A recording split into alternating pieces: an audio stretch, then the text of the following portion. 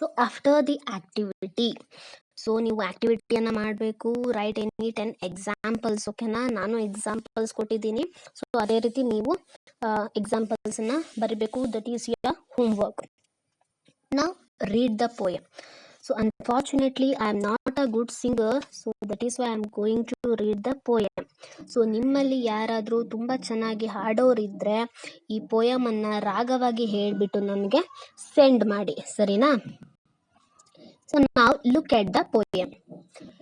Beauty is seen in the sunlight, the trees, the birds, corn growing and people working or dancing for their harvest.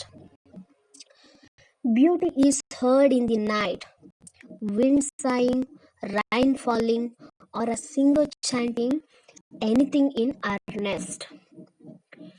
Beauty is in yourself, good deeds, happy thoughts that repeat themselves in your dreams, in your work, and even in your rest. So ಈ poem ನೀವು ಕೂಡ 2 to 3 times ಓದಬೇಕಾಗತ್ತೆ. So ಅವಾಗ ಇನ್ನೂ ಚೆನ್ನಾಗಿ ಈ poem ಅರ್ಥ ಆಗತ್ತೆ. ಓಕೆನಾ?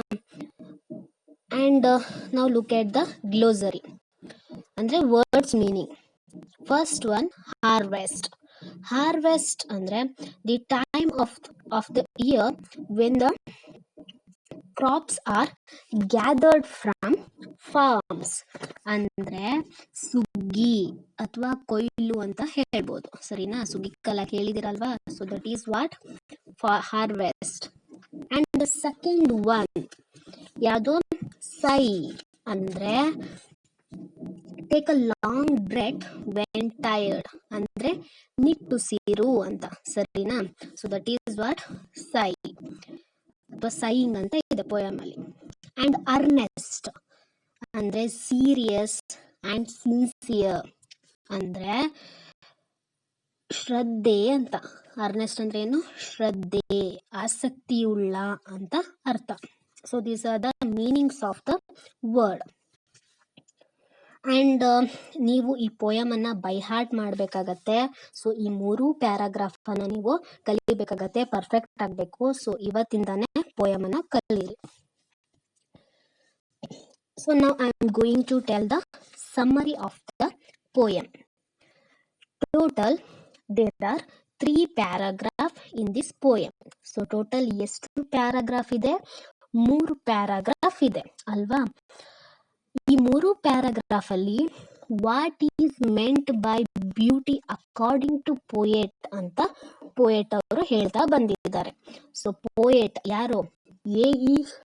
ಎ ಇ ಶೂರ್ ಅವರ ಪ್ರಕಾರ ಬ್ಯೂಟಿ, ಸೌಂದರ್ಯ ಅಂದ್ರೆ ಏನು ಅನ್ನೋದನ್ನ ಈ 3 ಪ್ಯಾರಾಗ್ರಾಫ್ ಅಲ್ಲಿ ಅವರು ಹೇಳ್ತಾ ಬಂದಿದ್ದಾರೆ.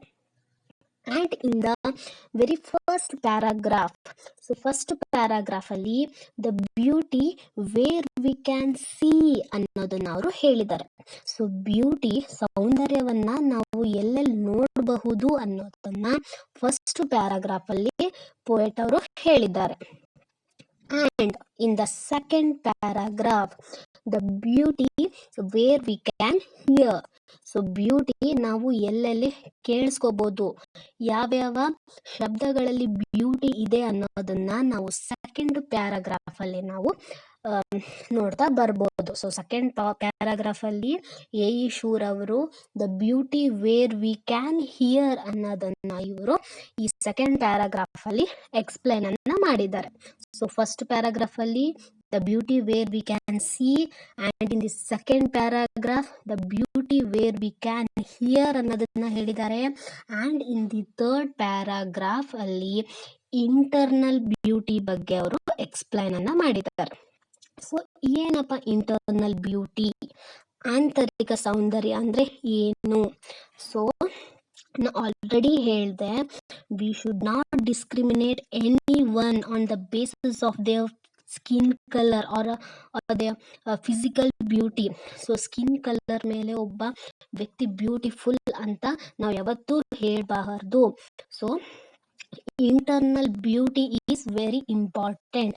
ಸೊ ಇಂಟರ್ನಲ್ ಬ್ಯೂಟಿ ಅಂದರೆ ನಾವು ಮಾಡೋ ಒಳ್ಳೆಯ ಕೆಲಸಗಳಲ್ಲಿ, ಹಾಗೆ ನಮ್ಮ ಒಳ್ಳೆಯ ಆಲೋಚನೆಗಳಲ್ಲಿ, ಹಾಗೆ ನಮ್ಮ ನಡತೆ, ನಮ್ಮ ನುಡಿಗಳಲ್ಲಿ, ನಮ್ಮ ಬಿಹೇವಿಯರಲ್ಲಿ, ಕ್ಯಾರೆಕ್ಟರಲ್ಲಿ ಒಳ್ಳೆ ಬ್ಯೂಟಿಯನ್ನು ನೋಡಬೇಕು. So that is what internal beauty ಅನ್ನೋದನ್ನ ಈ 3rd ಪ್ಯಾರಾಗ್ರಾಫಲ್ಲಿ ಪೋಯಟ್ ಹೇಳಿದ್ದಾರೆ. ಸೊ ಒಬ್ಬ ವ್ಯಕ್ತಿಗೆ internal beauty is very important ಅನ್ನೋ ಒಂದು ಮೆಸೇಜ್ ಅನ್ನ ಈ ಪೋಯಮ್ ಮೂಲಕ ಅವರು ನಮಗೆ ನೀಡಿದ್ದಾರೆ. So this is what beauty. So first paragraph ಅಲ್ಲಿ the beauty where we can see, and in the second paragraph ಅಲ್ಲಿ the beauty where we can hear, and in the 3rd paragraph ಅಲ್ಲಿ internal beauty, ಆಂತರಿಕ ಸೌಂದರ್ಯದ ಬಗ್ಗೆ ಅವರು explain ಅನ್ನ ಮಾಡಿದ್ದಾರೆ.